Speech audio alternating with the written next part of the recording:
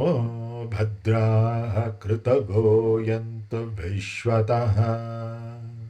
Namaskar and Jai Hind, folks. Couple of people, very interestingly, around the same time, asked me, so, okay, you're talking about so many different things for so many different people based on your own experiences, but what's been your approach to spirituality currently? What do you do these days as part of your spiritual practices? And I wasn't sure if I should answer this question because it might mislead people. But fortunately or unfortunately, I'm at a state where I see no need for any spiritual practices anymore. Whatever I used to do happens automatically, internally, every moment of life as of now. For example, meditation, something that I used to do as a practice for a few minutes a day, once in the mornings, typically at dawn, and again whenever possible during dusk as well, and sometimes if it's a holiday or weekend at noon time, and my favorite during midnight. But of late, every moment has been meditative, and therefore I find no fascination for sitting separately for a meditation. Same thing with puja rituals. I used to thoroughly enjoy doing them, but now I see no need to do that. Various kinds of pujas, traditional and some innovative that I had hit upon as appealing to me, conceptualized them. I've even shared some of these with you in previous videos. But of all these things, whether it is karma yoga, bhakti yoga, jnana yoga, one thing has still not lost its appeal for me and gets the infant in me, leave alone the child, infant in me, all eyes open. And that's Vedic chanting. This is something that is an addiction that I have not been able to give up even now. Whether it's listening to some remarkable chanters who have got their practice from many generations, and it's kind of difficult to describe the feeling of what happens when you hear them. And even more so when I try to do the chanting myself. After a very, very infinitesimally little that I know. Because with Vedic chanting, it becomes very crucial to have not only an inclination, but the proper training and the dedication to keep doing it, keep refining it. The pronunciations and the swaras are nowhere near perfect, but even then, the experience is just absolutely amazing. Well, I wouldn't know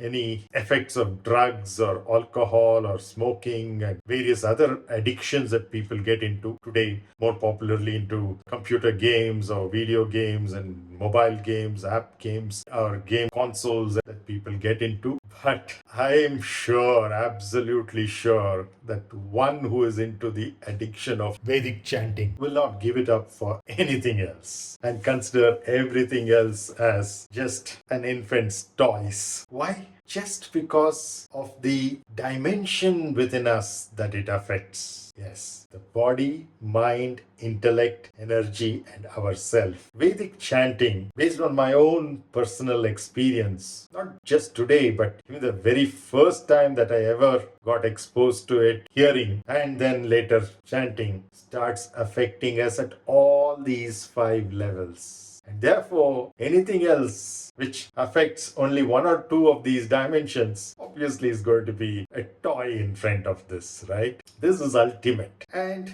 very interestingly, on this channel, we have looked at various series. See, out of the 157 videos that we have done, about 70 have been technical, related to aerospace engineering in general, aerospace structures and composites in particular, and about 87 have been related to spirituality. Out of these 87, many of them have been very long videos, except the recent ones that I've been doing, where I've been doing short ones, specifically on the request of a few people who wanted more frequent videos, but short ones, catering to all kinds of requests, because these are genuine people who are really interested in doing their sadhana. And without even my conscious effort, very interestingly, if I just look back at what we have done in terms of the categories, earlier we were not doing it in any specific categories. Yes, we did a very few videos on chakras and rashis, but one of the major series that we started was the massage and message series. You might remember we had about 9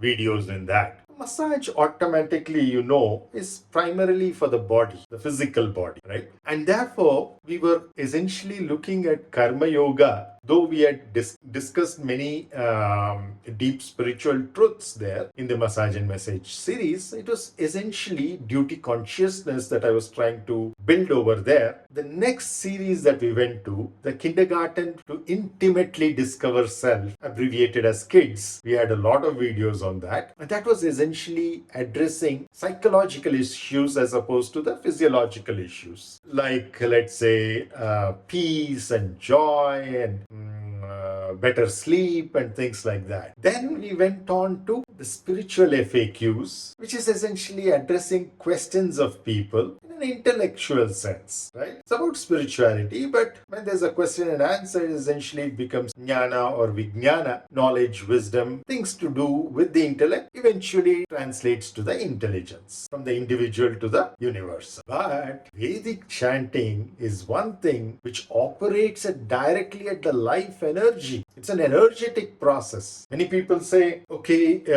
it's in the Vedic Bhasha. Sanskrit itself is something that many people don't understand today.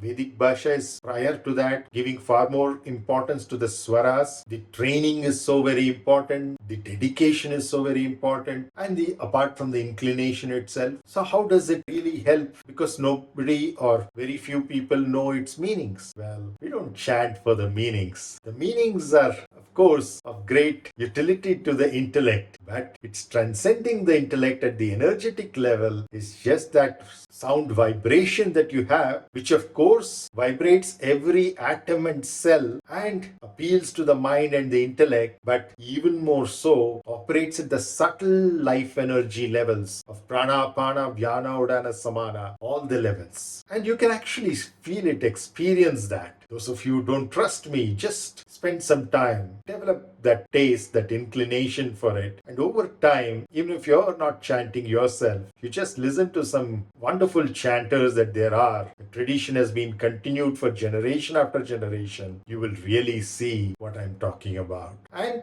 that which operates at a subtle level like energy automatically affects the other grosser dimensions of I, M, and B, the intellect, mind, and the body. And this is what I would like to give a feel for in the next few videos that we are going to do. Because we have tried roti, kapda, makan and things like that, all at the physical level, which were essentially intellectual questions, but were essentially satisfying the requirements, comforts and luxuries of the body, mind and intellect. And I found a wonderful consecrated space to get back to Vedic chanting after a while, and the energy of the mantras combined with the energy of the space that I was in. Even though it's a fairly new building, this is also a consecrated space that I typically give talks from. This is probably consecrated for 5 decades now. The Brahmanas who used to live here before us, and then after we moved in and the renovation took place, right from my grandparents, maternal and paternal, and my parents have all been performing pujas of various kinds, homas, and various other Sanatana Dharma related practices in this particular room, which is completely natural, as I explained to you last time, marble stones all around. And just outside this room, it's all mud walls, not cement. And you can really feel being in the earth, in the womb of Mother Earth. But that space was very, very different. The one at which I went back to Vedic chanting just a month back. And I'll bring to you a few videos from that place in the coming weeks. Namaskaram. Jai Hind. Rig, Yajur, Sama, Atharvana, Samhita, Brahmana, Aranyaka, and Upanishads. Vedanta will all be there. Though I have a soft corner for the Upanishads, we will try to see if we can bring a few of the other aspects as well into this. But the classification is not so important. What Krishna Dvaipayana did more than 5,000 years ago, because of which he got the title of Veda Vyasa, was just to enable the survival of these over a longer period of time in the form of shakas. But there are no boundaries for the Vedas. You find some mantras from some Vedas appearing in some other Vedas as well, slightly different swaras, and it's amazing. And the kind of pathas that we have in order to memorize them. Why memorize? Of course, because this is something that is an oral tradition and you want to experience it at the energetic level. You don't want to be reading these things. I do sometimes because I'm still not up there in terms of my memory. It's probably amongst the worst memories